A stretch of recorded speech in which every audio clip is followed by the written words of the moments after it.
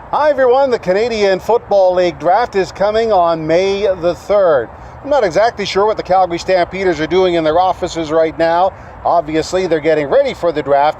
My take is they're looking at offensive linemen. There's a couple of reasons for that. Number one, there's a fair number of good linemen out there. Number two, they need them. They need depth along the offensive line.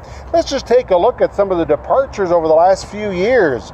Sumpus, Lavertu just the other day, Lavoie, Craighead, Grossman expected to announce his retirement. Of course, those are players whose careers were cut short by injury. Dan Federkyle retired, but his career had a long run. It was time for him to retire. And Brett Jones moved on to the NFL's New York Giants. But nonetheless, they all had to be replaced eventually. I mentioned this is a good year for the draft. There are some linemen that may fall into the range where the Stampeders are scheduled to draft, which is number 8. There's David Neville, a big, tall guy from Nebraska, although he's been slipping of late. Ryan Sevier is a University of Calgary product from Bowness High.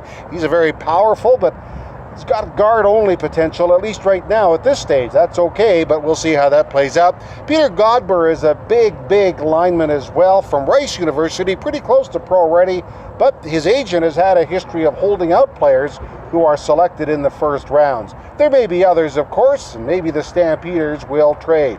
But nonetheless, it's draft day for the Calgary Stampeders, May the 3rd, and I think they're headed for an offensive lineman. By the way, we'll have a special edition of the White Horse Rides podcast after the draft. Thanks for joining us.